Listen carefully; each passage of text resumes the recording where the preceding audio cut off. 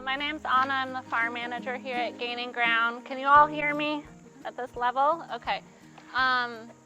So just a little background on me. I've been farming for 10 years. This is only my second year farming in a no-till style. I was just telling Yoko I was really inspired by the field day that we had here 2 years ago. I was just blown away by what Doug was doing here, the previous farm manager, and the other presenter. So that really got me started. We're also right near an airport, so I'm going to pause for the plane.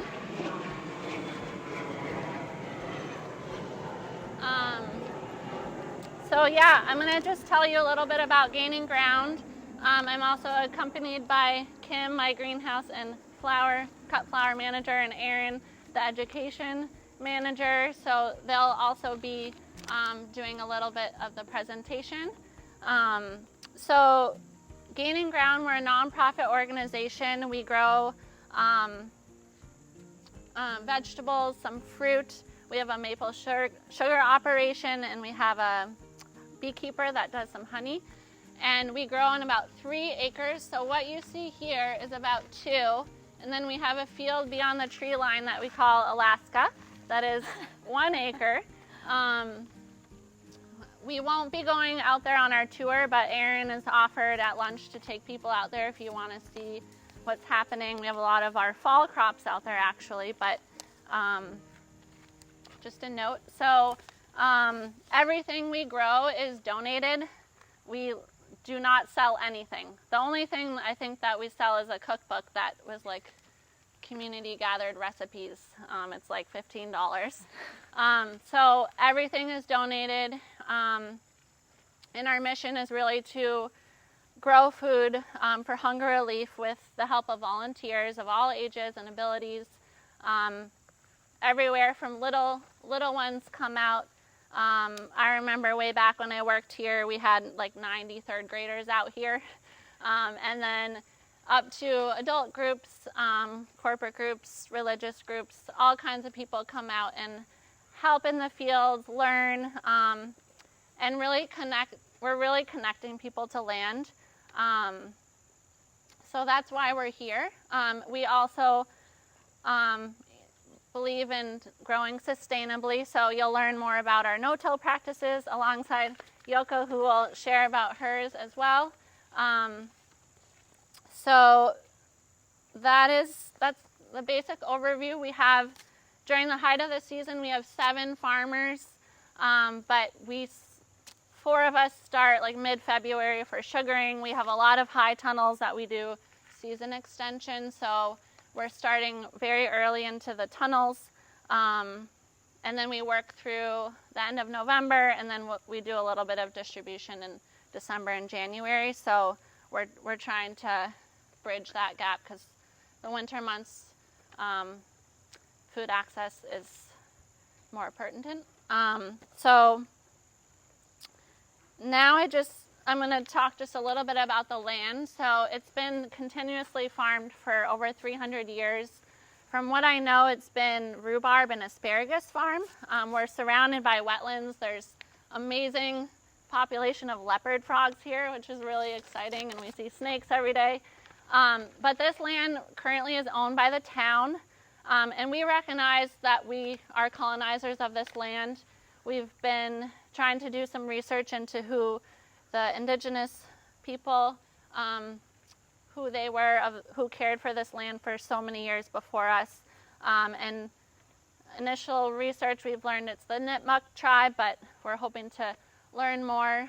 And we just want to recognize their practices of respect and reciprocity to this land. And we're trying to work towards that in what we do here on this farm. It was not always no-till, so this farm has been around for 27 years, I think. It was started in someone's backyard in Concord, and it's only been, I'll say, quote, no-till for the past 5 to 6 years. I see kind of no-till as this continuum. So where we're at the previous manager, Doug, who some of you might know, started transitioning it, I think, in 2015. And that was kind of, Kim can speak more to that because she has been here for 4 years. But it's been a process, like nature is. We'll talk more about those actual practices, but just wanted to give you a little background on that. And yeah, so I think we'll get started. We're gonna start down this way, so if you all want to follow me.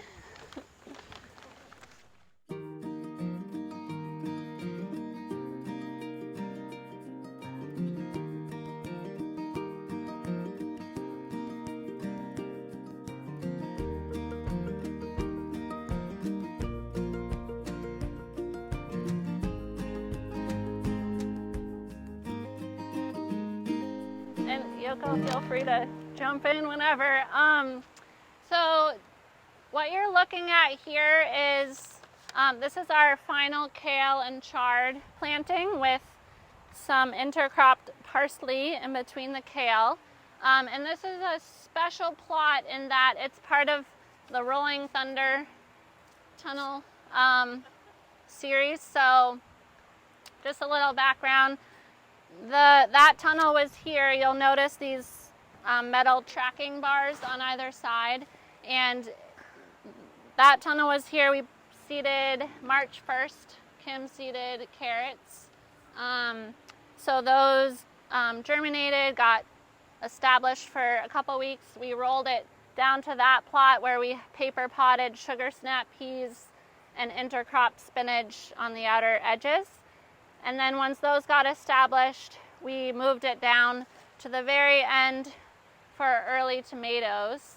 And then we'll move it again, which it's a process. We'll move it again to overwinter this kale and chard.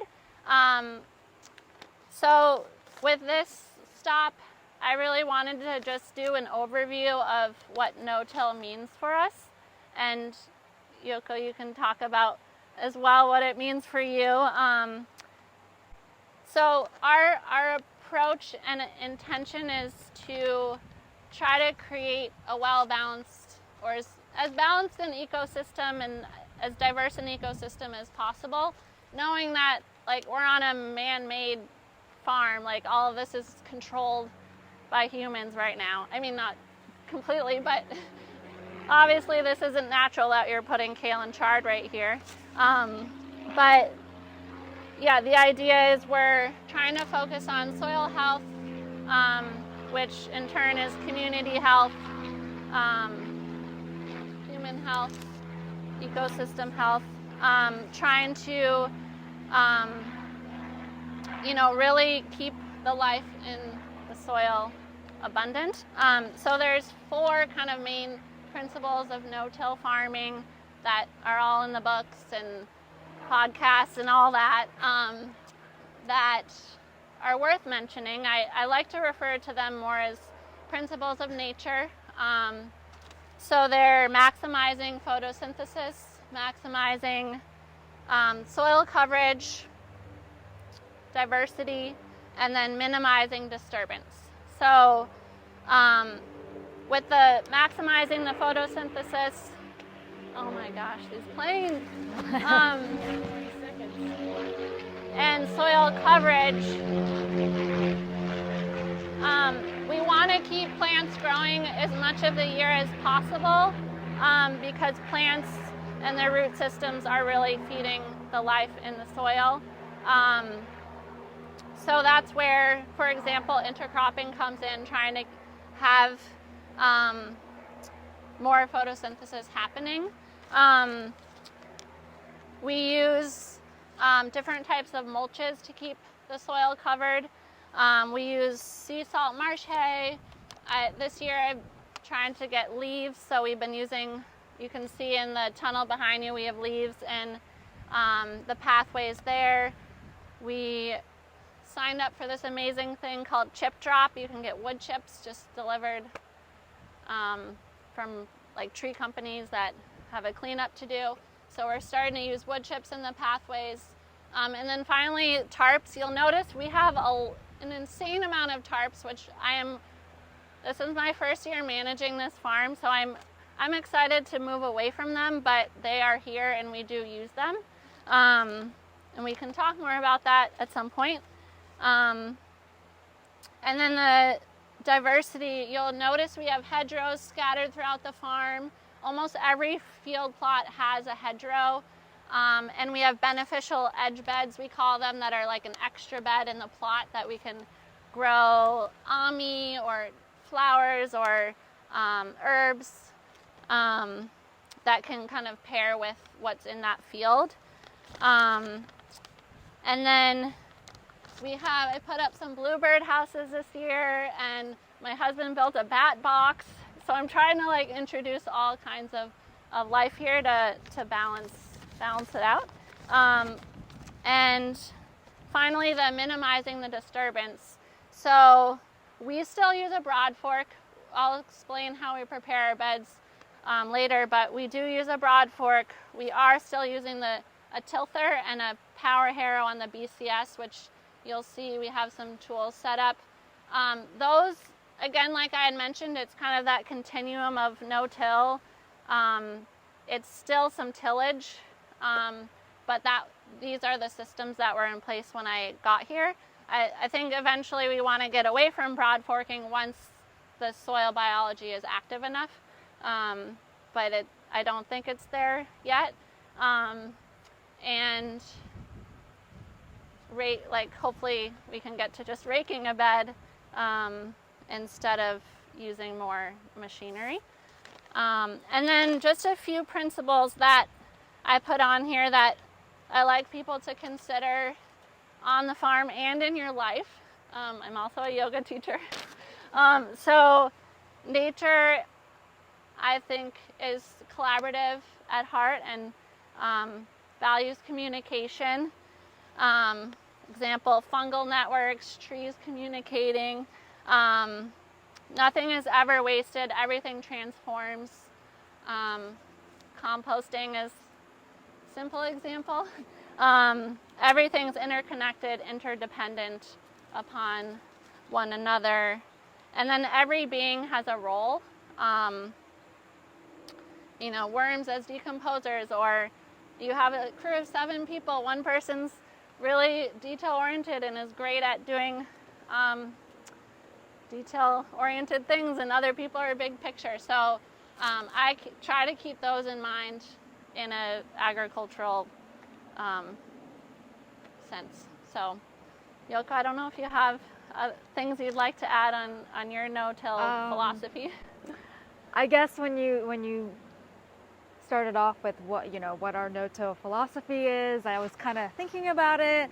And if you have an opportunity to look at the soil under a microscope, I think it really gives you an appreciation for what's in your soil.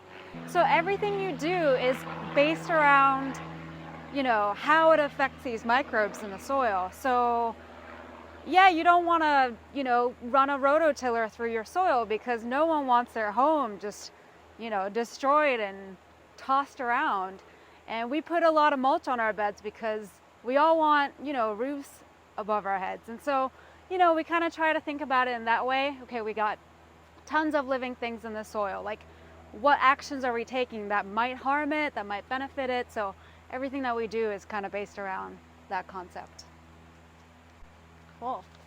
I thought we would move on, unless anyone has specific questions about where we are or any observations. And yeah.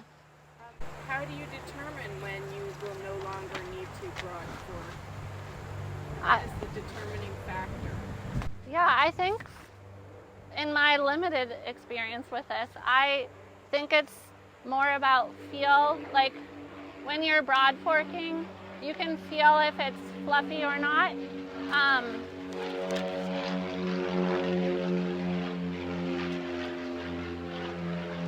The tunnels were the first places on the farm to be transitioned to no-till, except for that plot back there that was called No-Till Minnesota.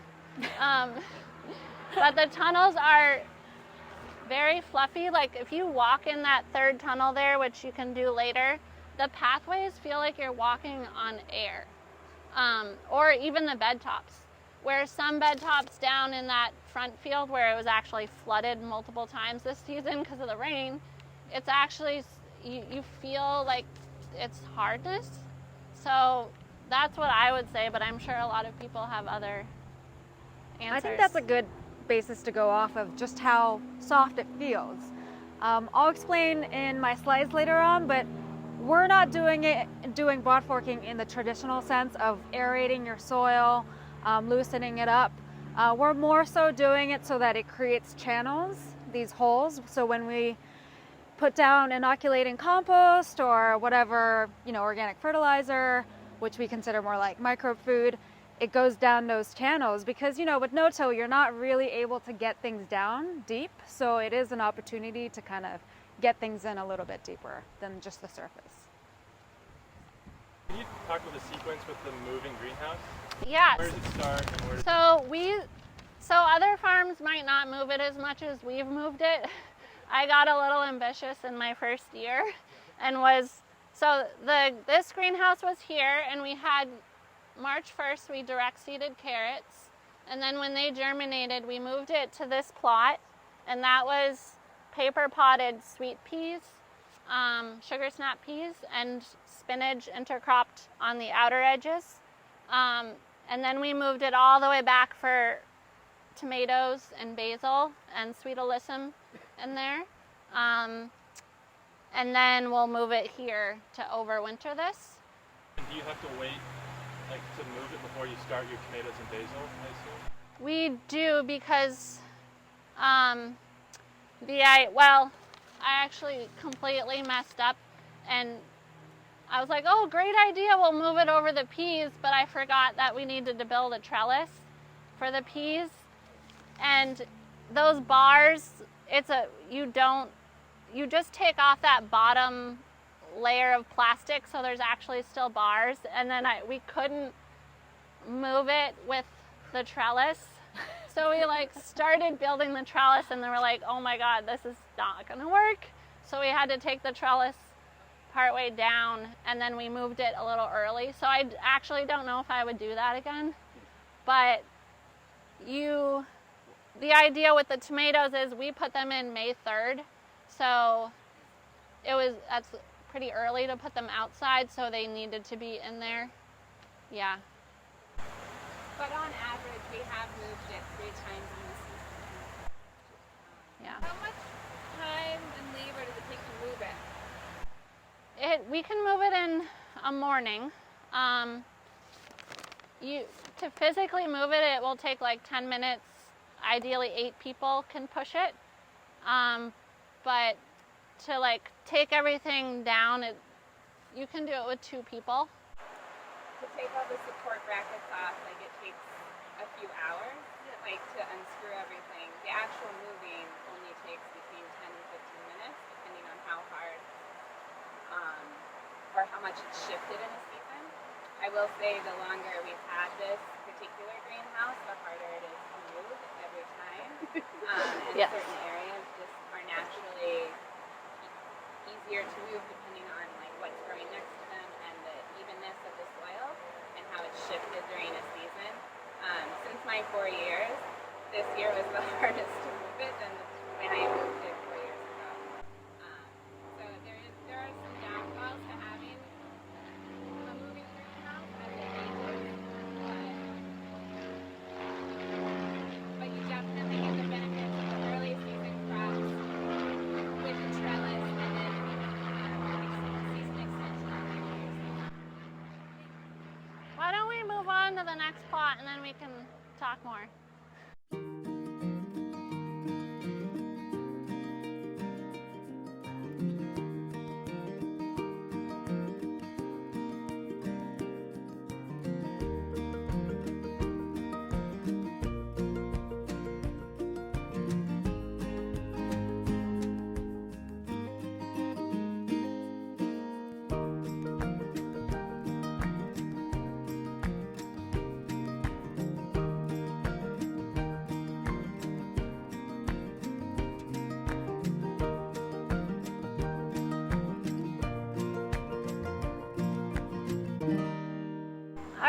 we're just going to pause here for a brief review of our bed systems and our bed preparation.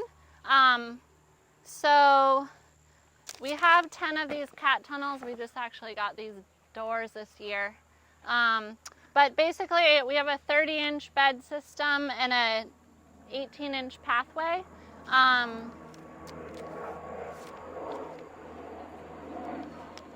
So typically, and our beds are 80 feet long, which is slightly awkward size, but they're already made. So basically with our bed preparation, it kind of depends on what the previous year had in it. Last year over the winter we had a lot of tarps on the field, or we had oats and peas cover crop that had winter killed. So we'll either rake off that cover crop into the pathways, and either we'll always broad fork. We then fertilize with a never sink blend that we use that has a mixture of different nitrogen sources that are slow release. And then we put Vermont compost down, about 16 5-gallon buckets. We do it with buckets because we have a lot of volunteers. And that's per bed. Yep, per bed. And then we'll either, if we're direct seeding something in a tunnel, we tend to use the tilther, or you can bring the BCS in here. The Power Harrow is like these kind of egg beater type implements underneath that kind of just stir the very top layer of the soil. Yep, and then we'll either transplant or direct seed into that. Just kind of the basic overview. We have an irrigation system of these wobblers. Oh, I guess you can see them over here with the beets. One amazing thing for people who are new to no-till is you can leave your irrigation system, like all of these, the header line and the wobbler line, we just leave them up year-round. You don't have to set up or we just leave it out and it's totally fine. These we bring in. And then we also use drip line as well that we'll reuse every season. Yoko, do you want to talk? Will you talk more about your bed system? Or Yeah. Do you want? Okay. Yeah. Yeah. So we'll move on. We'll go down this way. Yeah. On your water lines, what do you do about extended season watering in your greenhouses? Does it freeze, or do you have deep lines? Yeah, that is a good question. We have a well. So everything to this main farm here we turn it off because it will freeze. But we have frost-free lines connected to our greenhouse and 2 of our tunnels. But we basically get most things established by like November, and then they don't really need a lot of water through the winter. Do you know how deep your frost-free lines are? I don't, but I can look it up for you. Yeah. Yeah.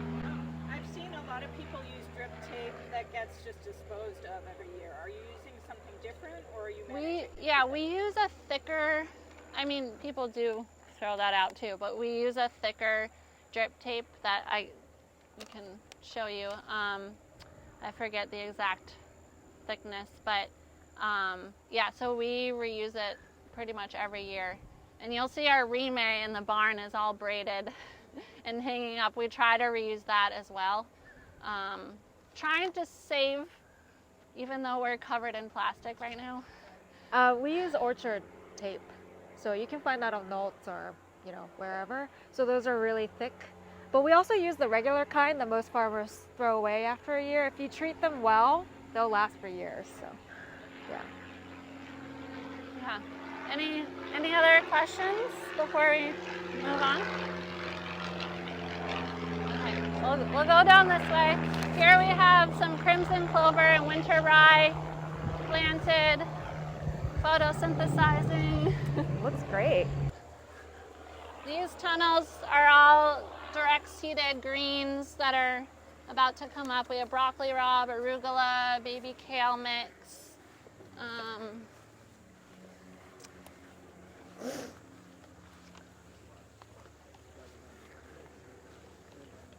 This is a plot we started using our wood chips for the pathways, which so far is working nicely.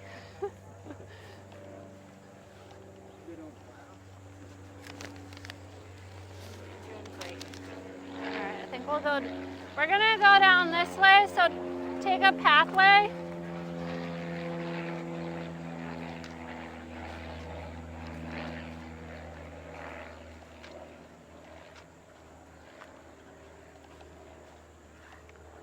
It's already 11.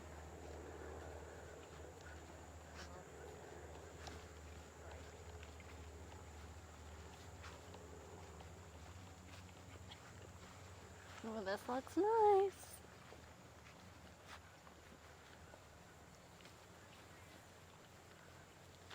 Oh.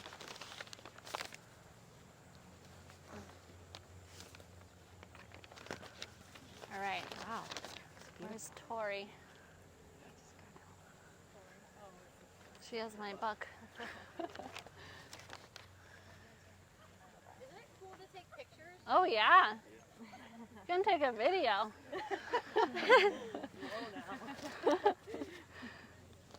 a quick question. Yeah. You were saying this, you're calling it like a wobbler, like Yep. irrigation line, and that's, am I mistaken, these are overhead irrigation? Yes, it's all overhead. I don't know if that's a technical term or the brand. It's Netafem. Yeah, that's the brand. It seems like a lot of irrigation to do both drip and overhead, like in a confined space. It basically throws water 3 beds over. It can reach the 4th bed. So we set it up, you'll see we have 6 beds in between the wobblers, and then we have usually 3 beds on either side, but we have an edge bed there of calendula. That's the kind of wobbler that, I mean, you can get different kinds that will release water at a slower rate, faster rate, and further. But for our pressure, this is the system we. I guess I was just thinking, looking at like the cat tunnels and noticing that there was like in the header line, like connections for both drip and Yes. the overhead. Mhm. So you'll just do one at a time. Yeah, we'll just do one at a time. Yeah, that is confusing because sometimes we'll put, you'll see down the road there we have cherry tomatoes that we have drip, but we'll rotate that next year and then we'll put greens in and we'll want full coverage. That makes sense. Yeah. The infrastructure just stays all in place. Yeah, yep. So I'm so excited about intercropping. It's beautiful. This seems like so far a success. Just to preface this, this is my first time intercropping anything. Not this, just this season. We did a lot of different trials, and I'm excited to tell you about them. But intercropping, for those of you who might not know what it is, it has many different terms. It could be companion planting as a form, interplanting, multi-cropping. There's a lot of different terms for it. Polyculture, basically it means you're planting multiple crops in the same bed, like this lettuce and scallions. And it also can mean, having the hedgerows like the one behind you there. It can mean incorporating animals. Again, it kind of goes with that theme of diversity and soil coverage, more photosynthesis happening. So I want to recognize too that intercropping has indigenous roots. It's been around forever. And where's Tori? So some of you might know this book. Probably a lot of you have read Braiding Sweetgrass. Anyone? I'm reading it. Oh my gosh. This book has changed my life. And I wanted to do just a really short reading because she has an amazing chapter on the Three Sisters garden. And so it's by Robin Wall Kimmerer. I'm going to wait for this plane.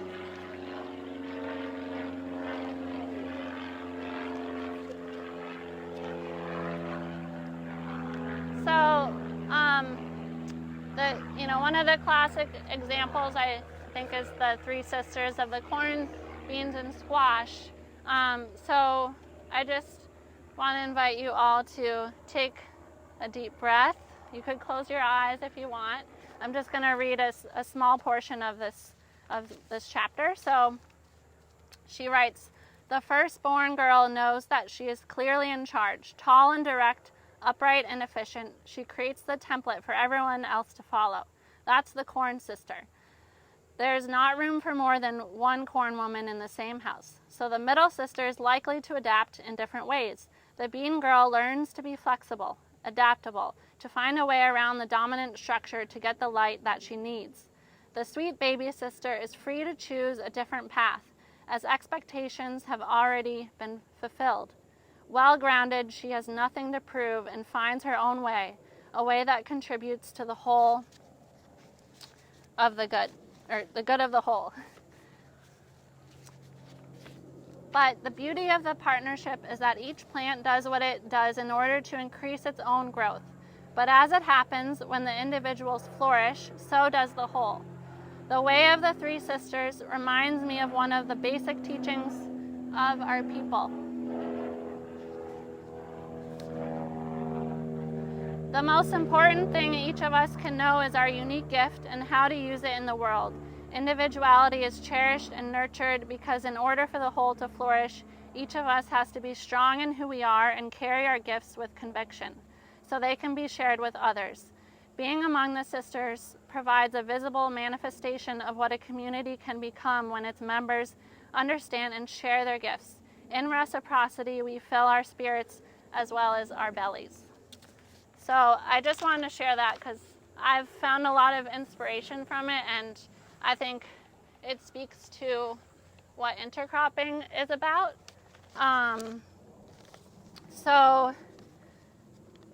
In nature, monoculture is not really a thing. And again, going with the idea, we want to have diversity, which means below ground, above ground, diverse root systems of like horizontal expansion, vertical extension.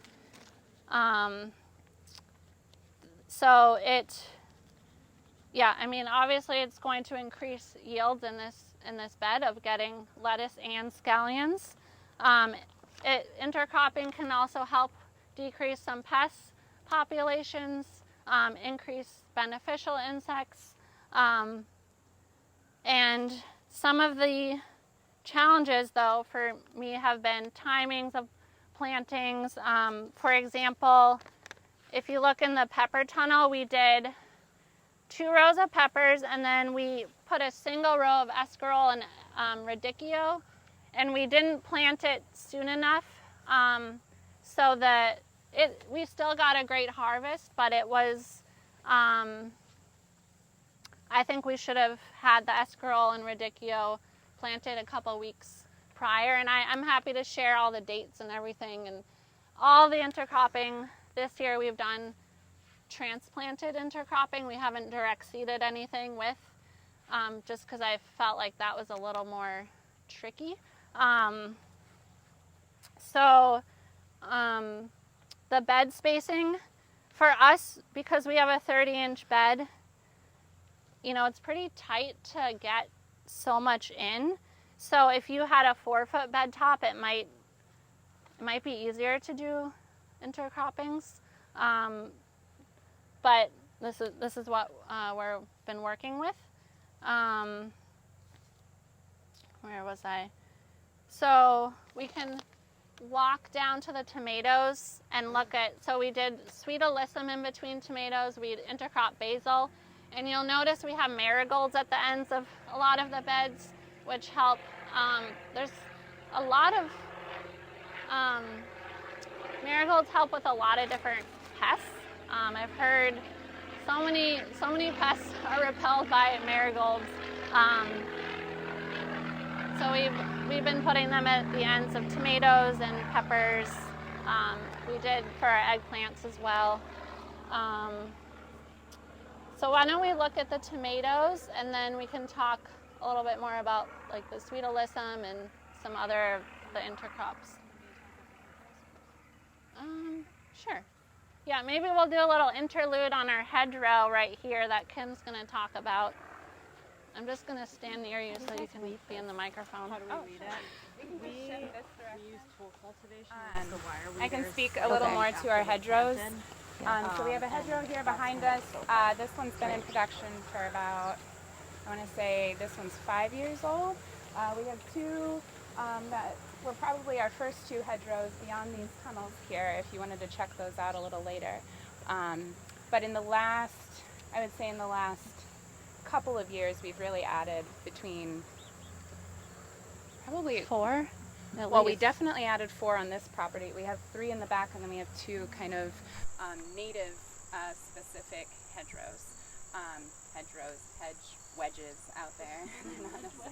They're not necessarily in rows out there. But one reason we decided to incorporate these is we saw a lot of other no-till growers introducing them. Not always for wind protection, though that is one thing that we're considering as climate change is upon us and more severe weather has affected our farm. Last year we had microbursts on this farm that destroyed a lot of our tunnels that we had to then repair, and so that's definitely a consideration in introducing hedgerows into in between fields to kind of protect what we have growing. But I think the main thing is introducing diversity to the farm. Obviously, we have like a diversified vegetable program here, but bringing natives and bringing in other things that can support not just our systems of providing more food, of growing diverse fruits and herbs and medicinal plants in our hedgerows for our programs, but just to provide more nutrients and food for our pollinators and the other life that happens to be on our farm. So we're diversifying the above and below ground, the things that need fed below and above. We're supporting our friends in the woodland areas and the wetland areas around us with food as well. But we've actually gotten quite a bit of harvest this year off a lot of our fruit trees, which we haven't during my time here. A lot of our fruit trees have been in infant stages, and we're now finding them to become a little more prosperous. I will say our hedgerows have actually been a bit of a challenge for us on the farm. They're a really awesome thing to include, but you have to really consider the management that goes along with them. A lot of us, while we love the fruit trees, we are not trained in orcharding. So that has actually been something to consider. You're investing quite a bit of money into hedgerows, and so it's something to consider as far as the management if you're thinking about putting them on your own farm, making sure that you have the space and the capacity and the knowledge to be able to take care of the plants that you're introducing. Any questions about hedgerows? Yeah. Are those elderberries? Yeah, so in this particular hedgerow, we have some elderberry, we have some tansy, which I have some feelings on. Don't know if I'd recommend it unless you can really manage it. Tansy has a tendency to spread to everywhere you don't want it. We have some yarrow, we have some gooseberries, we have a lot of herbs in here. Underneath some of the foliage we have some dogwood, a couple different varieties. But we're trying to introduce more native things, and so we have some native patches in the back that have some native flowers and such. But we do actually have quite a bit of fruiting bushes and trees in the dry zone. If you see anything around, or if you see me and you're near a hedgerow and want I need something, I do know quite a bit of it around in our hedgerows. But I know quite a bit of it, so let me know if you're curious about why we do something like that. I haven't been around for every hedgerow. Any other questions? What are my favorite what? Hedgerow. That's a hard one, because I feel like I like them in balance. So I would say more, I do like a lot of our fruiting things. I do like the elderberry. That has been really successful on the farm in providing upward growth and protection to the spaces around them, while offering some open spaces beneath to grow some of the slow-growing woodier herbs that like thyme and we actually have a decent amount of mint in some of our hedgerows, which actually has been successful in not taking over, which is nice. I personally love all of our gooseberries. We have some blueberries and things in there. If that's kind of where those are the things that I prefer, but I don't know if if you have more of a native mindset, you might want to go in a different direction. I've benefited greatly by foraging into our hedgerows, so I'm partial to the things that are edible in them, but I guess that's my answer. Carol had a question. Okay. Paula and Elizabeth Kaiser, when they spoke at the 2016 NOFA Winter Conference, really talked about the microclimate benefits of their hedgerows, and I was just curious to see if you'd observed any of those microclimate benefits near your hedgerows for your annual crops. I don't know if I have specifically in this particular area. I'm trying to think of different areas.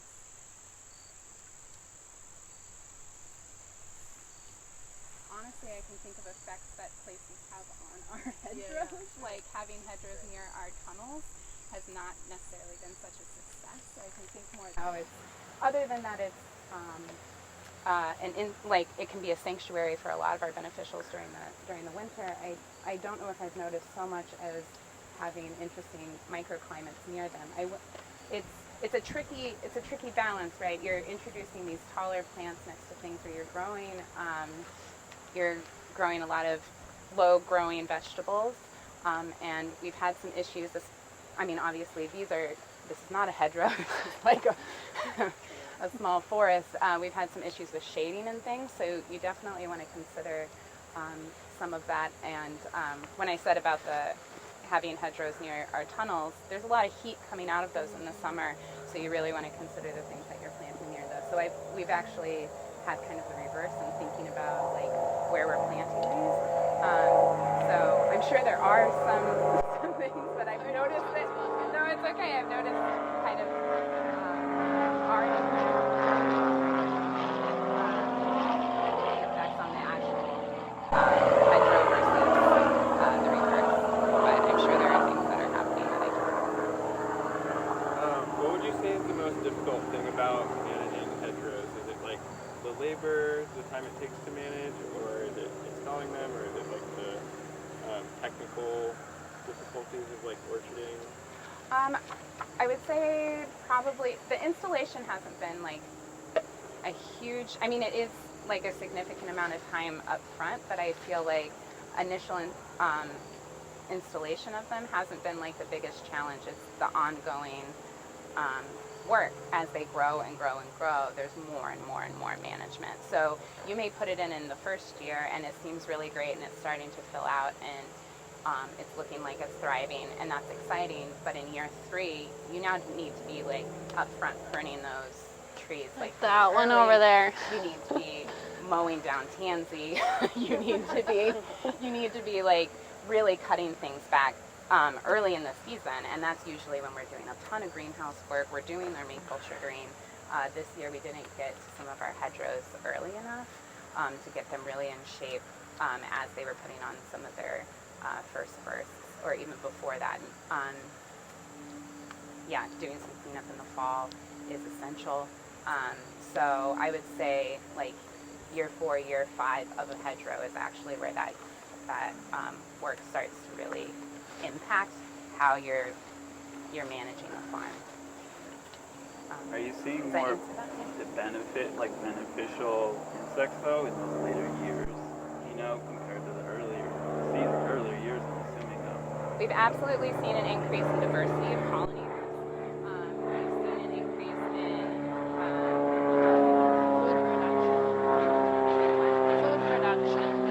yeah, definitely in food production and flowering vegetables that are near them that we need pollinated. We've seen an increase in that. Over my time here, I know I've seen an increase in lacewings. I've seen an increase in hummingbird moths. I've seen just an increase of a whole host of diverse pollinators that we know are then benefiting our plants. So yeah, I mean, throughout the season you can see different stages of pollinators kind of coming in and moving on, and that's been really exciting to witness. So. Do you have rabbits that come and try to live in the hedgerows? And Yes. What do you do? So we have rabbits that come and try to live on our farm, all over. And yes, hedgerows can be a sanctuary for them, but we've actually, and to be honest, they've been a bit of an issue more this year than my 3 previous years. I think with any farm that's open, and you're not doing a ton of hedgerows, there's less sanctuary for them, but I feel like the benefits of the hedgerows outweigh the frustrating habits of the rabbit. In just diversifying the amount of plants that you have on the field or on a property, but also in feeding the soil and the biology during the winter as well, and having something growing there year round. Yeah, and we're lucky to have this deer fence, but then coyotes can't really come in, or things that might Catch the rabbit. eat the rabbits. So I really want to get a farm dog. I just had a quick question. Do you give them anything like, fertilizer or other? We mulch them every year, so we have put down what is that brand? Jolly Brown Cow. Brown Cow mulch. It's from New England Nurseries down the road. Which does have a manure component. So there's a little bit of that, but other than that, we haven't. Other than grooming and doing some pruning and maintenance, we haven't fed them a whole lot. It is something that I remember talking about with Doug from time to time, but honestly, the expenses of the farm and our budget, it just wasn't always in the books.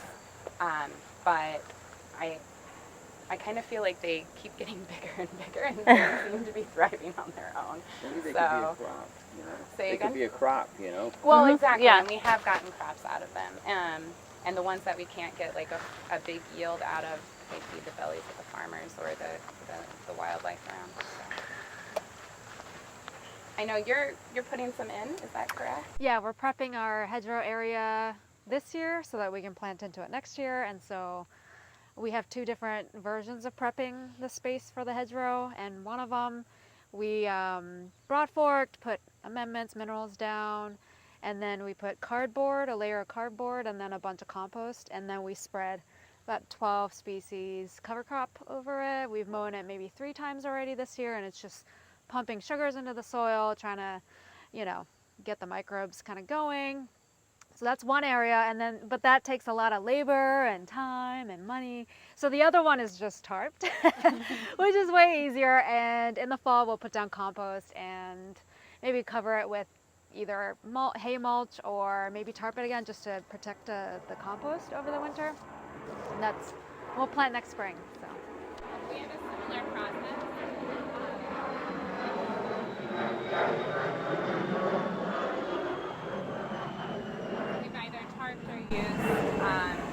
used the power harrow and then tarped briefly, and then done the cardboard, the compost, and then some sort of mulch.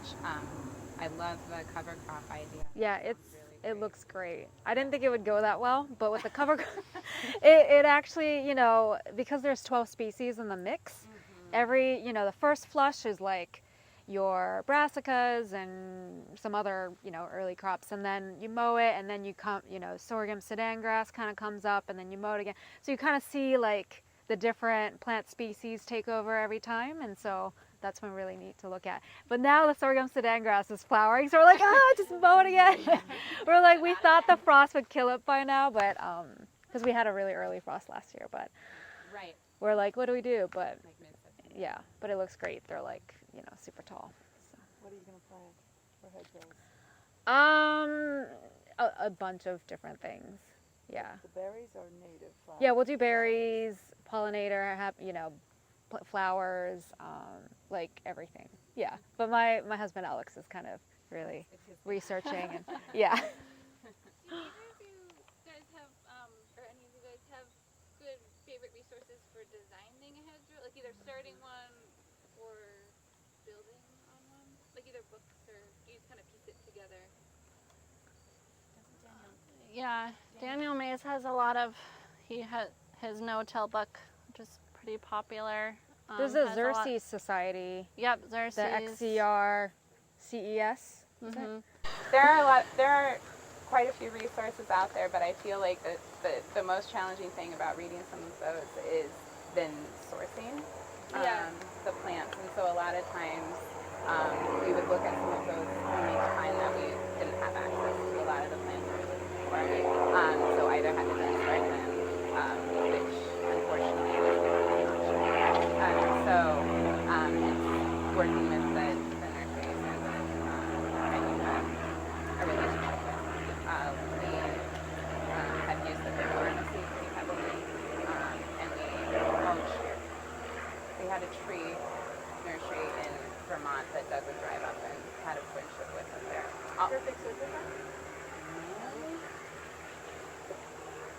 I think of it, I will share it. But they have, they grow specifically fruiting trees for New England that are pretty winter hardy. Have been successful. Thanks. Yeah. Can I put in a quick plug for working with your conservation planner at NRCS too? If you have a relationship with your local NRCS office, you can use conservation cover practice as a sort of a way to fund a hedgerow. So. Awesome. All right, it's almost, I think it's almost time for Yoko. We can pass through you can look at our cherry tomatoes, which are kind of slowly on their way out, but you can see the sweet alyssum and basil and enjoy that view. Yeah, so this one has the basil, which we've been harvesting off of for a while now. And we stopped pruning them a little while ago for timing, but typically we would be pruning and leaning and lowering them. These are the sun gold tomatoes. Oh, I forgot, that's the hole that I dug with the tractor accidentally. Are these all farmer friend tunnels? Yes, Or like, yep, type of- yep. And those you have both the Gothic and then We do, yeah. why did you go with both? Before they you prefer that? It's a very straight ahead answer. For the I mean, technically, yes, but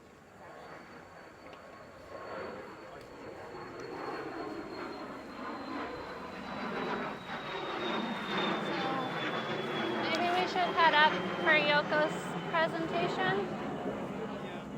what's the name of that cover crop? I think we still need to set it up for her. Oh, I can set up the computer. No, it's from Green Cover Seed. It's the Yeah. we use the warm season. Yeah, we could take soil a builder. 5-minute break and Yeah. feel free to We ask also more use the questions, mycorrhizal and mix in the cool season we'll set up the for fall. Yoko's presentation. Yeah. So I see how thick I think it's alyssum. Yeah, sweet alyssum. Is in there. Do you see any evidence of competition? Or So, nutrients and things when it's that thick? actually, no. Even though these don't look amazing right now, they were produced really well. Honestly, yeah, the sweet alyssum got a little out of hand this year. The tunnel, if you look at the Rolling Thunder tunnel, that also has it in there, and I probably wouldn't plant as much of it as I did, because it actually is restricting a lot of airflow, and there's no fans in that tunnel. But we've seen, so it's supposed to attract a lot of beneficials, and like this wasp that will, Really smell it. yeah, and it's so beautiful. Yeah. I love it. But Keeps weeds down too. yeah, it definitely keeps weeds down, although we do use this landscape fabric here. But in the tunnel, we didn't use landscape fabric, and we really didn't have many weeds at all. It was full coverage of the soil. And no, it feels like more right now. Yeah. Nice day. Also, tomato roots go down further, so they kind of occupy like a different, root zone, and don't compete with some of the more shallow rooted stuff. So. Yeah. Which So- plastic on the farm do you think you can get rid of Tomato first? seed. Yeah. The silage sharps, I would like to get rid of. Yeah. And so what would the plan be for that?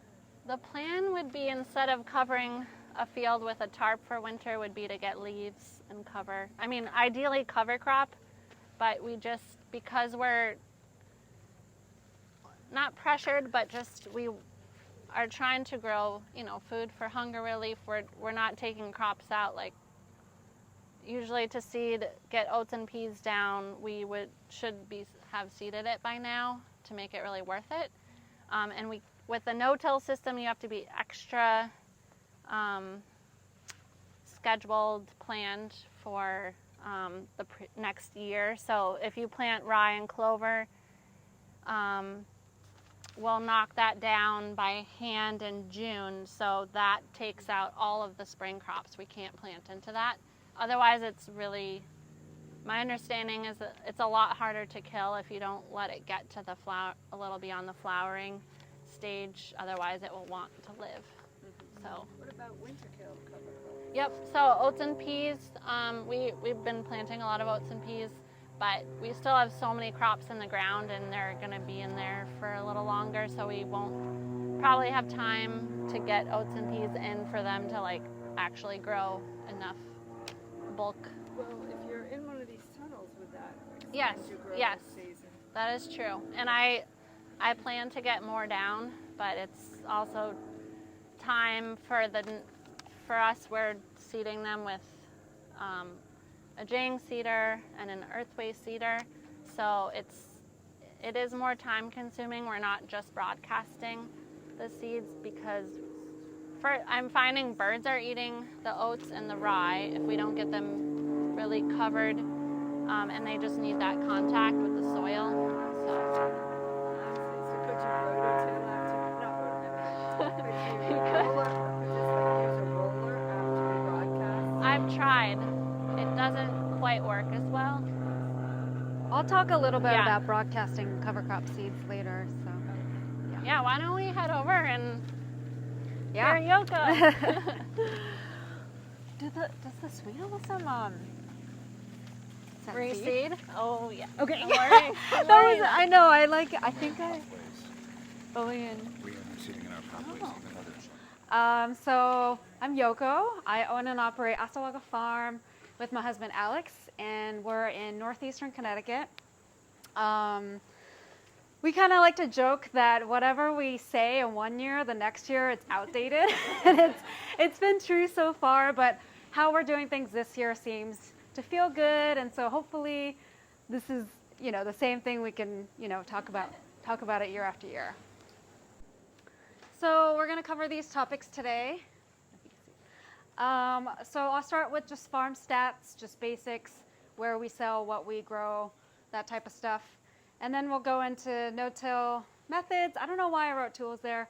I'll just talk about some like principles that we kind of abide by, and I'll kind of go in depth about hay mulching, since it's not all farms do it, and I feel like we're kind of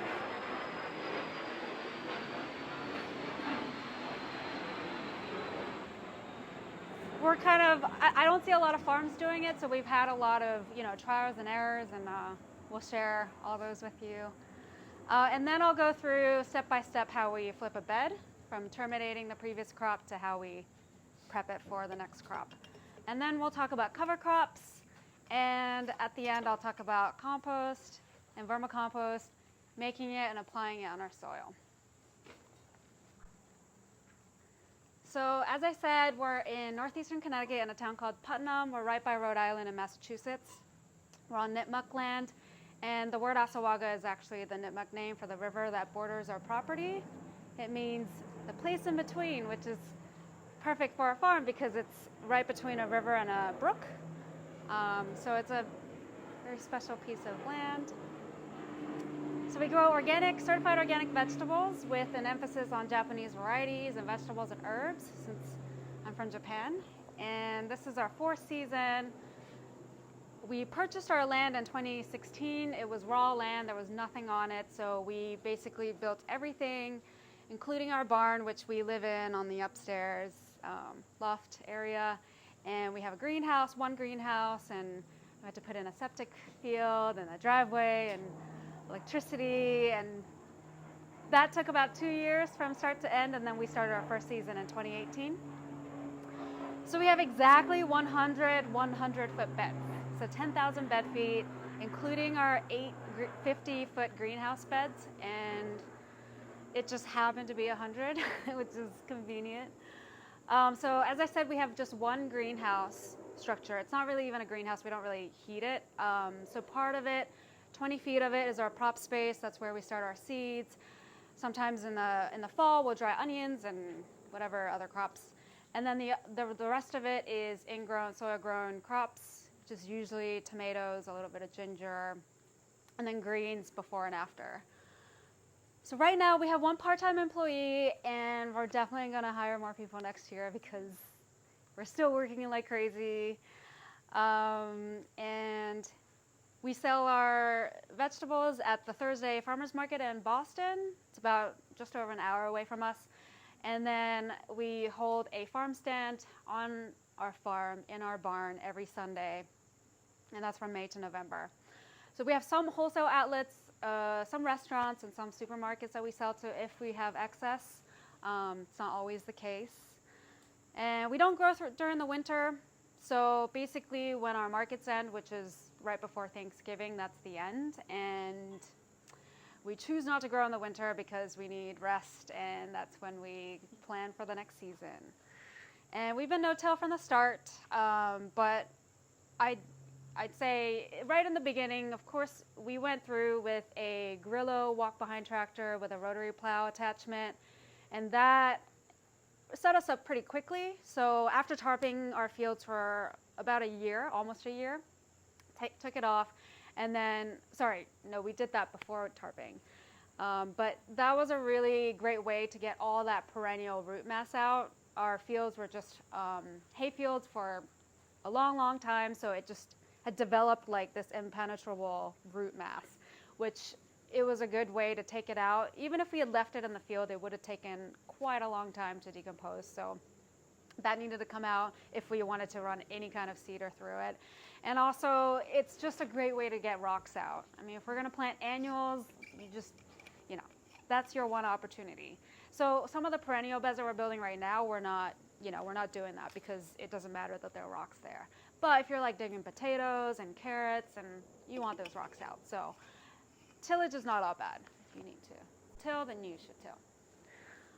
So like Anna said, of course we follow all these principles of minimal disturbance. That's pretty straightforward. the diversity aspect of it, so last year we went all in on interplanting, and we did like many combinations of different crops, and it was really exciting, and it was a really great kind of learning opportunity, but we kind of decided not to do so much of it this year just because we were going to have an employee. It's sometimes not very practical when you have like plantings, part of a planting here and there, and it's just all over the field and it gets confusing. And so we've moved away from intercropping, but in place of that, we do, back then we used to block fields, so we would have like brassica beds like together or carrot beds together, but we broke it all up this year, and so every, in a field, every bed is like a different crop. So in that way, we're kind of still maintaining diversity, but more at a macro level. And our paths are only 12 inches wide, so, you still got the roots kind of accessing different, root exudates off of different plants, and so we're maintaining, to an extent, some kind of diversity in that way. And we also grow cover crops that has, 6 to 12 different species in it, so in that way, we're trying to maintain diversity as well, which I'll speak about later in terms of how we actually broadcast it. And then, of course, living plants take priority when it comes to keeping the soil covered. But a lot of times, if you're seeding carrots or you just transplanted something really small, your beds are still really exposed. And it's just, before we started mulching, you could see erosion happening right in front of your eyes. I mean, it's just turning to sand, and it's like just washing away. And so it just really wasn't, even when there were like small transplants in it, because it just hasn't, established its roots yet. So in that way, we really just felt like, we need to keep all of the beds covered. And so that's why we kind of jumped into hay mulching, like pretty much all surfaces that are exposed, we have mulched. And then, like I talked about earlier, we are setting up hedgerow spaces. So next year we'll be planting a different range of perennials and flowers, and some of it to act as a windbreak and all sorts of different things. I'll skip that because I talked about it already. And then one thing we're really excited about is, so up until last year, a lot of our pathways were landscape fabric. And this year we started slowly converting that to what we call living pathways. So this is a 6-foot strip that used to be just landscape fabric for 3 years, 3 seasons. And we took it off, broad forked, whatever amendments, compost, and then sowed Dutch white clover. So that clover, that specific variety, handles foot traffic really well. So we sowed that, and initially we kind of thought, we'll just let whatever, comes in just get established. Whatever, this is just like a living, pathway. But we later on realized how valuable it is to cut and use in our compost because it's clover, it's high nitrogen. So now we actually treat it like a bed. So if we see a grass or a weed, we take it out. But because, our beds don't really have a lot of weeds, it's pretty easy to maintain. And the edges we're still kind of, at first we thought we would buy an edger, but because of the global, shipping crisis, we weren't able to get one, which actually ended up being a good thing because it's not too time consuming to just crawl down the edge and peel back the clover. The way clover grows is it kind of extends its leaves on the surface, and you kind of pull it back, kind of feels like Velcro. And then I kind of just cut it with a knife a little so you don't have, this long growth at the edges, and it doesn't take that long. And then at the same time, if there are any weeds in the beds, you can pull them out. And so I think that's the way we're going to go. And so next year, we're going to convert the rest of our landscape fabric, walkways into living pathways or wood chips, because some of our hoses are laying on the path because, they're connected to our sprinkler lines. And so, it would just be impractical to move the hoses every time we need to mow it. So it's going to be a mixture of wood chip paths and living pathways. And I'll talk more about how we use the clover in our compost later in a different slide. So the tools that we use are really basic. We use a leaf rake, a metal rake, broad fork, a flail mower on the Grillo, and I think that's basically it. And then I'll talk about this more, but we this year it hasn't been regular applications, but we do apply compost teas and extracts, so talk about that too. So some challenges of hay mulching. So yeah, Anna buys the same kind of hay mulch. It's salt marsh hay. So it's cut in salt marshes, meaning any weed seeds that are contained in it won't germinate without salt water. So it does make, using it pretty easy. And, it smells like the ocean. So I do think there is a bit of a sea mineral sort of content in there too. And so one disaster that happened this spring was cold soils from the mulch, and I thought that we can kind of circumvent that by feeding the microbes sort of sugars like molasses, and it wasn't as simple as that. So I think it really does need to be heated up by the sun. So we're going to change our method a little bit this spring to make sure our beds are toasty when transplants go in or seeds are sowed. Another really annoying thing is that it blows away in the spring because every day is super windy. So the good thing is that whatever blows away, it's just going to blow on top of like mulch somewhere. So it's not like you have to retrieve it. It'll just be, more deeply mulched in other places, which isn't a problem. So you just have to go and get more hay and put it down. Pests, we were expecting this, of course, and it definitely happened. Voles absolutely love it. They totally tunnel underneath the mulch and build nests, and they have a great time. So we've become really good at catching voles. I mean, just like with our hands. Like we caught 8 in a day, and it's not, honestly, because we've been getting better at catching them, I don't feel like so bad about it anymore. And then we take it across the river and let it go there and go to another farm. Slugs, we've never had slugs on our farm ever before, and then this year it's like an explosion. Of course it's wet, so there's that, but I do think that it needs some time to kind of balance out the predators to come in and balance it out.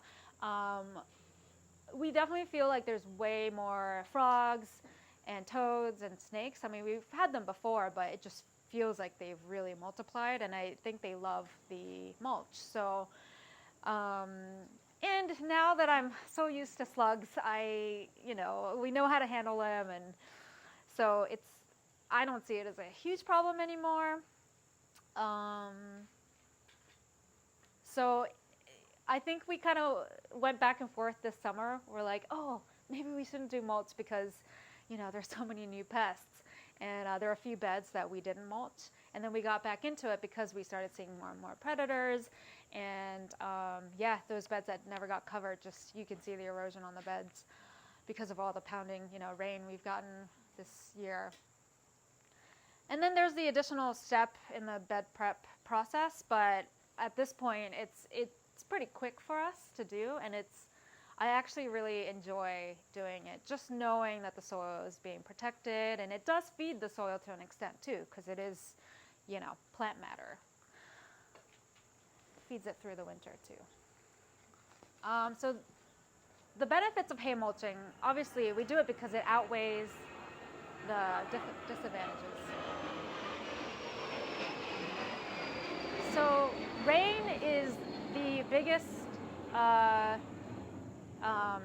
natural event that compacts your soil. So it's really important that you kind of have a layer or something to protect the soil to intercept that rain. And of course, like I talked about, erosion, it protects it from erosion. It moderates soil temperature, especially in the summer and the fall. And in times of drought, it's great because it maintains moisture. And of course, we started making our own compost this year, and because we're no-till, we're not incorporating it into the soil. It's really important that we apply the compost and then immediately mulch after, because otherwise it's just baking in the sun. So, and that goes for fertilizer too. It's fertilizer, I mean, you spread it on the surface and you just leave it. It's kind of, it doesn't have as much of an effect unless you cover it. So it's been a great use in that way. And it's also vital to our cover crop broadcasting method, which I'll go into detail later. Yes? Just so I have a clear picture, if we were to look at your 100 beds, totally covered with salt marsh hay unless you're like pulling it aside and there's plants? Yeah, so just, you can't really see it, but this is all mulch. All of it is mulch, and we transplant into it. The only exception are carrots and obviously other direct sown stuff like radishes and arugula. So we decided to sow it and then cover it with row cover so that at least it's getting a little bit of protection from the row cover. And then you'll see why we do the broadcasting of the cover crops, because that's another reason, like, we don't want to have to put row cover on our broadcasted seeds. So yeah, there are exceptions. What kind of predators are you seeing come after the voles and whatnot? So there are no predators for the voles because we are fenced in. We also have a critter fence around as well as the deer fence. So yeah, nothing large animals can't come in. So, actually, we did see an owl come swoop in and catch a rabbit in our field, as well as he caught a rat too. So there is the owl. Before the slugs, more is what you're talking about, with the predator-prey relationships balancing out. What's that? You're saying that you saw the predator-prey relationships balance out. You were seeing more predators for the slugs. Oh yeah. We've taken a picture of a toad with a slug hanging out of its mouth. So there's the frogs definitely do, and the snakes do quite well with that. Do you chop your hay at all, or do you have any thoughts about blowing hay on? And the other question is, will real small seedlings come up through the hay, like carrots and things like that? Can you cover over the seed and then?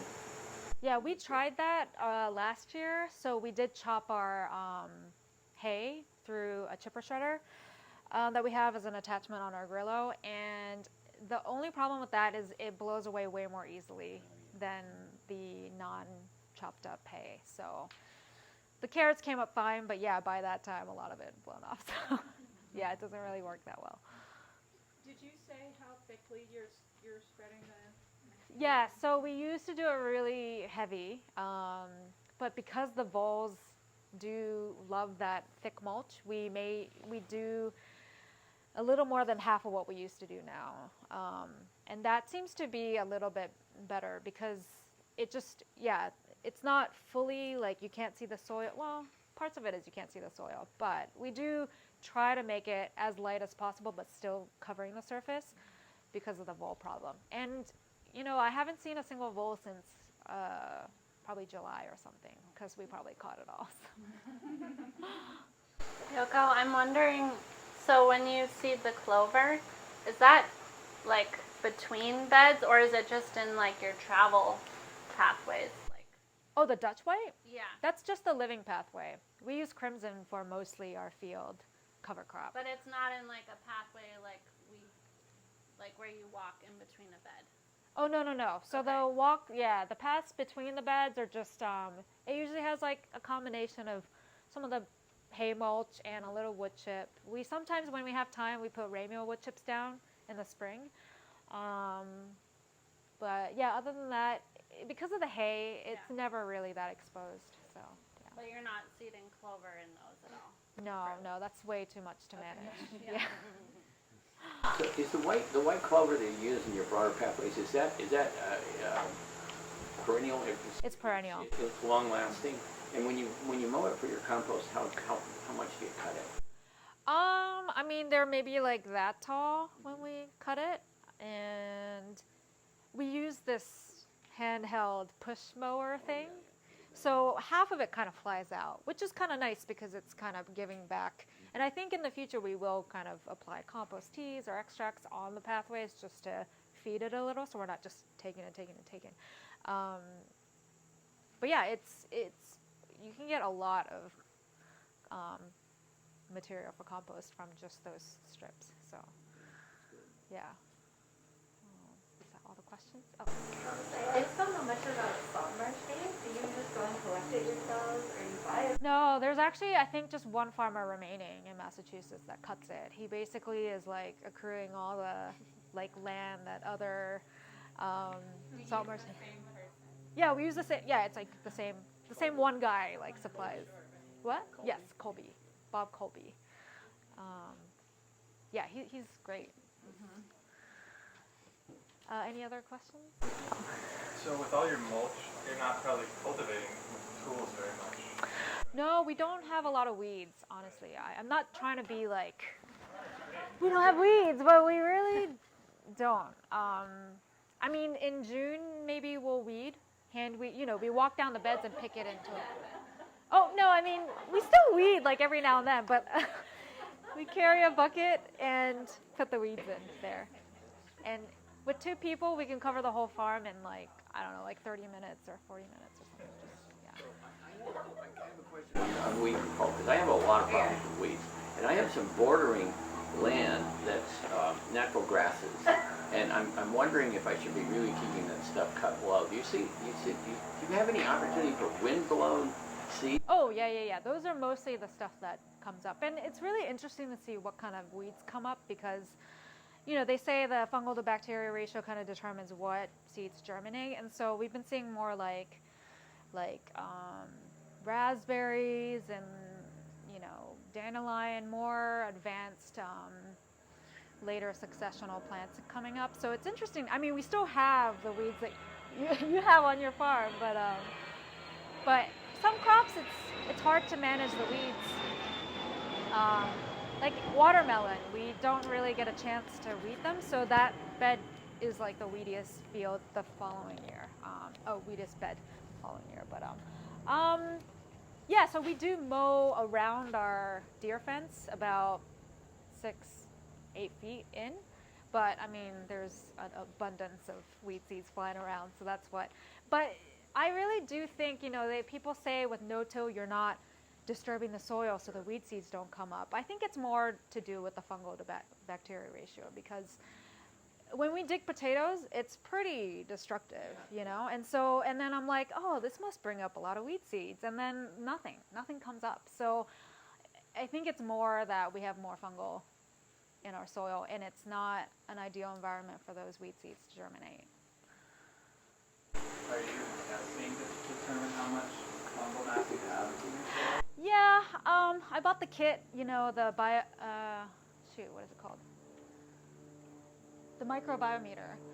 So that is like an instant test to tell you what the fungal to bacteria ratio is, and I used it maybe like 4 times in the spring, and then of course summer came and we were too busy to do that, but we found pretty high numbers. I mean, one of our fields was 0.9 to 1 fungal to bacteria, so that's pretty high. It's a really good range for a lot of our annual crops.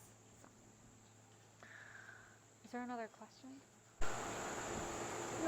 This is kind of connected to the whole weed thing, but have you noticed over time also gaining ground that it's like weed pressure has gone down with no-till or low-till?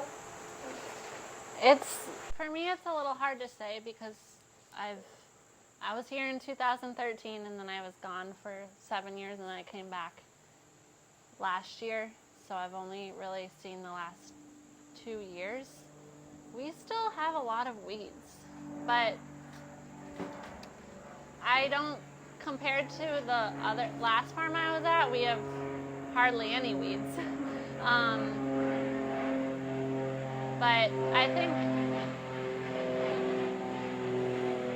think it also helps with, like, when you're putting on a layer of, like, a pretty thick layer of compost and you're keeping, like, the pathways we're trying to use the hay and leaves and keeping that covered, it just doesn't, like, the pathways, at least in the tunnels, like, there are no weeds. And I think when you do put a thicker layer of mulch too, you are bearing some, but I mean, I think the difference might be that, in our first year, 2 or 3 years, we were like taking out every single weed. Like there was no chance for anything to go to flower and go to seed. So I think any farm can do that if they can put as much manpower behind it as possible and pick every single weed, that like it's possible to get to a weed-free. But you have to be like really on top of it and do it, over and over for a couple of years, and then you'll reach that kind of like, weed-free. And maybe the tarping plays in somehow? The tarping? Yeah. So we've also moved away from tarps. We don't like it. Rats and voles absolutely love it. Ants love it. Yeah. So we moved away from it. The only time we use it is when we would kill rye or something in the spring. Sorry, what was it? Yeah. So, but the initial tarping that we did when we opened up our land, that was for killing perennial weeds. Okay. So it's not, I mean, it kind of germinates some annuals and like, you know, kills it, but yeah, it's like mostly for the perennial weeds to die. What practice do you think is most effective to increase your fungal bacterial ratio? I think the wood chip pats, definitely some kind of, you know, more carbonaceous material. There's also, you know, you can plant cover crop mixes that are going to favor more fungal.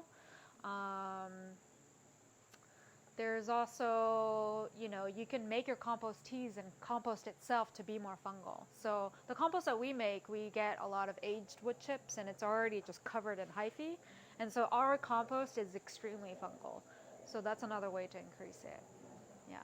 And then fungal foods, like they like humic acids and, you know, so you can apply that to your soil and actually, you know, feed your fungi that way. But don't the wood chips take nitrogen?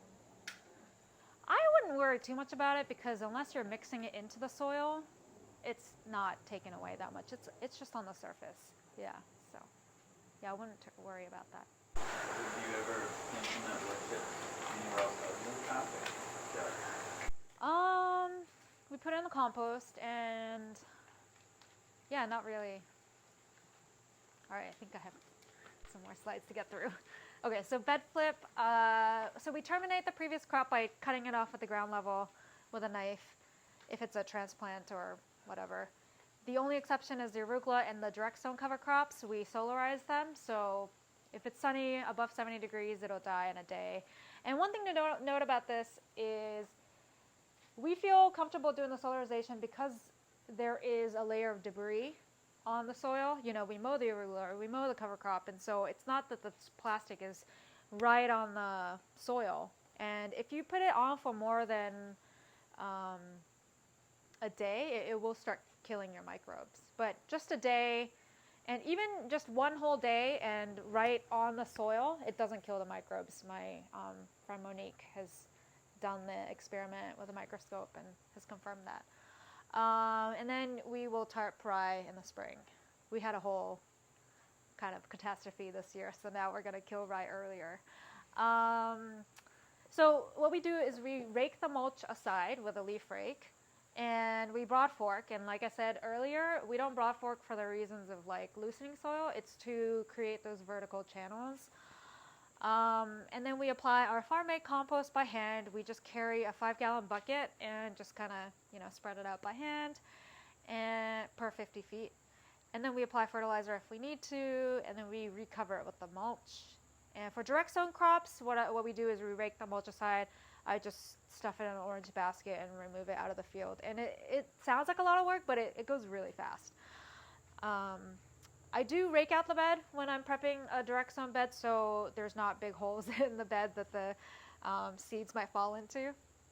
And like I said, I put row cover on it so that it protects from the rain.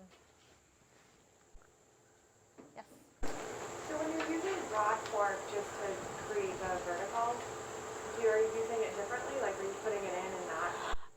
We're still doing the same motions. It's really quick, just a little bit. Yeah, we're still doing it.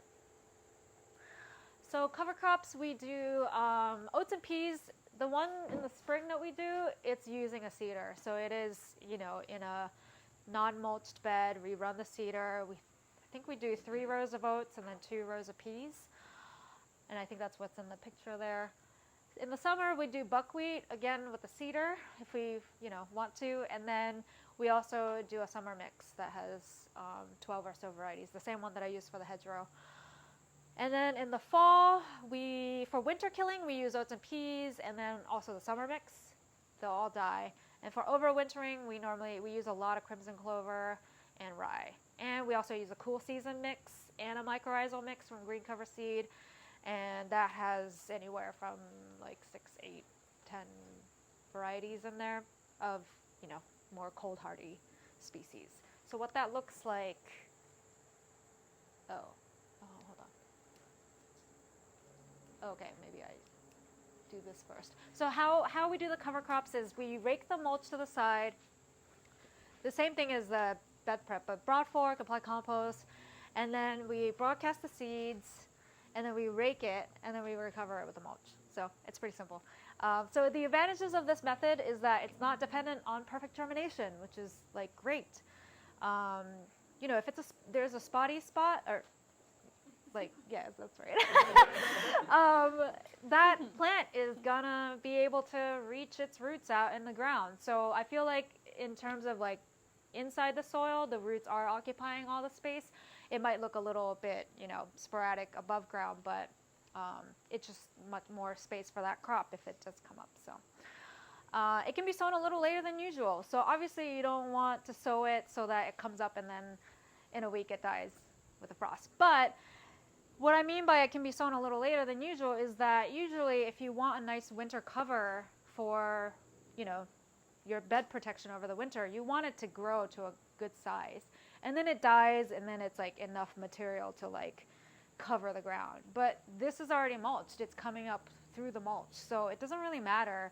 Honestly, it's just to keep, photosynthesis happening as long as possible. And so if it grows to be like that tall, like great. And it's really easy to sow cover crop mixes. We just have it in a bucket and just kind of, you don't have to change the cedar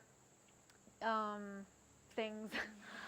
And yeah, it's great. And then disadvantages of this method is birds, mice, and rats may find the seeds and eat them.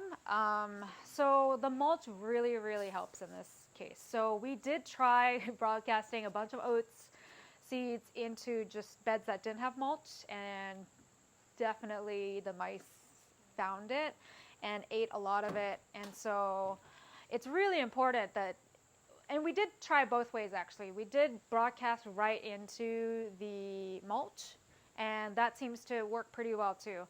But we do like to apply compost before it, so that's why we remove the mulch, and then might as well have it underneath the mulch rather than on top of it. So it probably has, a little better germination if it's underneath the mulch. So I think that's it. And then there's some pictures here. I don't know if you can see it, but this is a picture of the 12 species cover crop mix, and it's come up pretty well. Like it fills the bed pretty well. And then this is just starting to come up. It's our oats and peas and maybe the cool season mix. So it's got like clover and barley and other stuff in it. So it's just coming up, but it's a really great, it's actually really great germination on that bed. So it's working. Yeah, so let me talk about compost. I think this is the last section. So we make thermophilic piles, which means it heats up to at least 131 degrees. And we make them on these pallets, and we have like a cage around it. I think it's a 4-foot fencing, 2x4 openings. And we make it weekly, so anywhere from 30 to 45 buckets is what we aim for. We use 10% high nitrogen, which is chicken manure from a friend's farm, and clover from our living paths. Sometimes a combination of both, or just either or. 30% are greens, that's veggie scraps from the farm. Sometimes we forage around so that we get more microbial diversity. All the greens have microbes on the surface, and that the type of microbes that are on the surface is different for every species. So if we have time, we'll forage for greens. And then 60% browns is usually wood chips, because we just don't trust leaves that come from anywhere but a really trusted source. So unfortunately, we just don't have a lot of clean leaves to access. So we do use wood chips, and ideally it's a mix of aged and new wood chips. Aged ones already had time for the fungi to kind of grow and put out its hyphae, and so it's just that much more further along. So yeah, it's a mix of wood chips. We also put in a little bit of salt marsh hay too in the browns. And then we turn it twice depending on the temperature. If it gets really hot, then it doesn't need to, you can turn it a little faster. And all parts of the pile go through that heat treatment, that 131 degrees or higher, so that we kill any pathogens. Weed seeds are killed. Yeah, that's great. And then we used to check every compost pile with a microscope, but we got busy. And so obviously we weren't doing it in August and September, but we basically relied on our noses. So compost that's made well smells really sweet. And if you smell any sourness or funkiness, it's just not a good sign, and we won't use that. We'll try to reuse. If we have enough high nitrogen material, we might add to it and try to bring up the temperature, but we don't normally just have it laying around. So we use that as the browns material in another pile so it doesn't get wasted. And vermicompost. So we used to use this small, stacked vermicompost bin, which I think most people are familiar with. And then we built this 2x4 flow-through worm bin just August or July this year.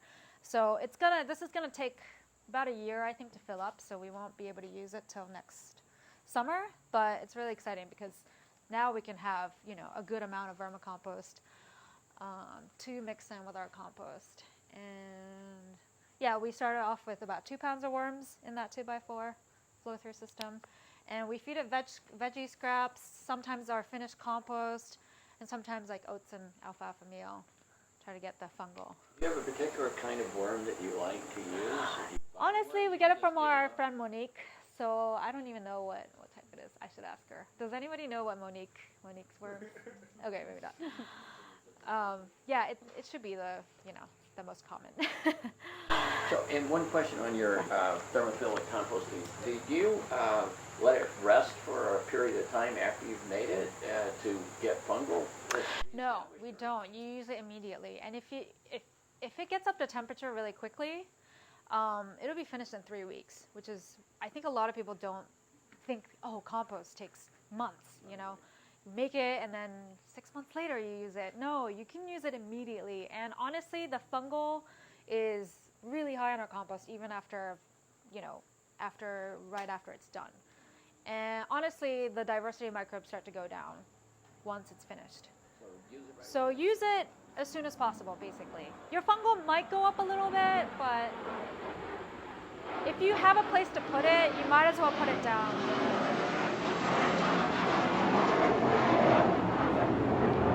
If you have a place to put it, you might as well put it down immediately. So when the weather's cold, say in the spring, is it hard for you to get your compost scenario? It's really hard. So we only have enough green material to start a new pile at the end of May. And then that's going to be done early July. So most of our crops are going in before that. So that's why we're really putting in more effort into the vermicompost so that we have a bit of material. And you only need a little bit of vermicompost to apply. So that's kind of, we're hoping that'll take the place of early season, sort of. Yeah. Microbial inoculation. So is there a question back there? Or maybe I saw things. Okay. So let me just get through to the end. So I mentioned, of course, compost we apply directly on the soil, but we also use it as teas and extracts.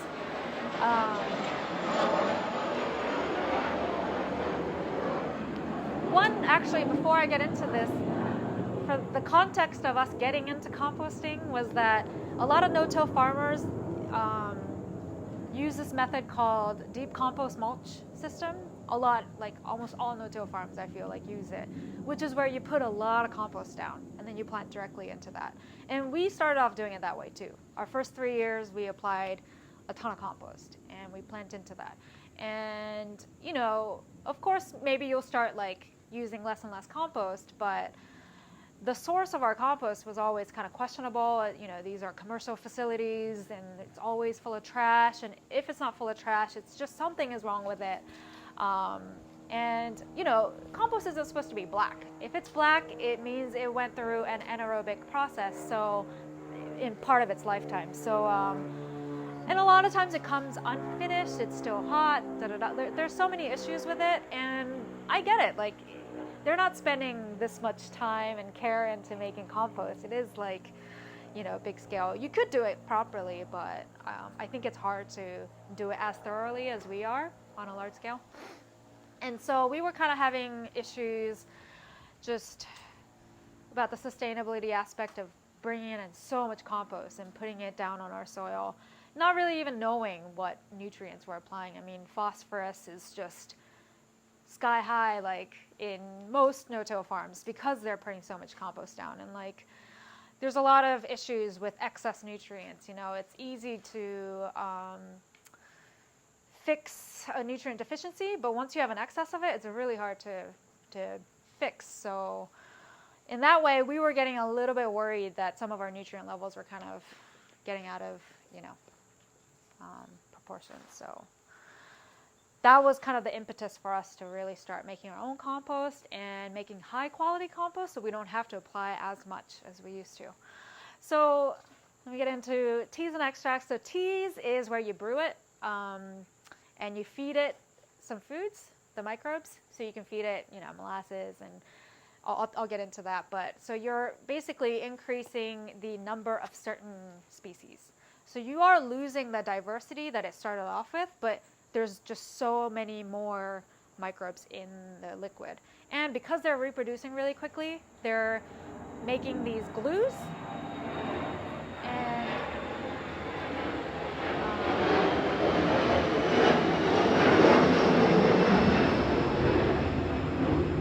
so they're making these glues, and so once you spray it onto the plant surface, it sticks to the surface. So that's why you want to use teas on leaf surfaces. For extract, you maintain the full diversity and range of microbes. You're basically I'll go through the steps, but you're just kind of massaging the compost into water, and that extracts the microbes, the fungi and the bacteria and nematodes and whatnot. You need way more compost for that because, you're not, like this one, you're not multiplying them. You're just extracting what's already there.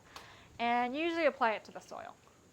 And for both, one application is not guaranteed for that population to thrive and flourish. So it might be a repeated application in order for them to get established. So for the compost, we use a pound of compost per 5 gallon. 1 pound of compost per 5 gallon batch. And we put in 1 tablespoon each of kelp meal, molasses, fish meal, and humates. It's brewed for a minimum of 24 hours, but we've done it up to 36 hours. And you apply it with a backpack sprayer. So basically, you take 1 gallon out of that 5 gallon batch and then dilute it up to, put in as much water as possible in the backpack. And that covers about 4 to 6 beds. It really depends on how much leaf surface there is. I mean, if it's tomatoes, you might use a whole backpack for a bed because you got to spray everything. And then we usually use vermicompost for teas because, with compost, it's manure based. So you just want to be extra careful around like leafy greens that you're just about to harvest. You might want to stay away from those. And then the extract is, again, 1 pound of compost per batch. We put in 2 gallons of water in a 5 gallon bucket. And our employee Melanie is doing it in the picture right now, but right here. But she's basically just like massaging the bag, try to flush those microbes out of the compost. And she does that for about 3 minutes. You can see there's like a timer right there. We use just a phone timer. And then once it's done, we put it in a watering can and just like walk down the beds. It's really quick, but again, you're using a lot of compost with this method. Sometimes we add fish hydrolysate. It's just a little bit of food for the microbes before we send them out. And then we like to mix both vermicompost and compost when we do this because under the microscope we found that the vermicompost has a slightly different type of bacteria that's in it, and also we found that our vermicompost has way more flagellates and our compost has way more amoebas. So just kind of combining these different sets of microbes to get like the full diversity of microbes. And then you're going to have a lot of remaining compost after you extract it, so we usually apply in the field or put it in our potting mix or put it back in the compost pile. So just don't throw it away because it still has stuff in it. Oh, that's it. That's great. I know it's like almost lunchtime, so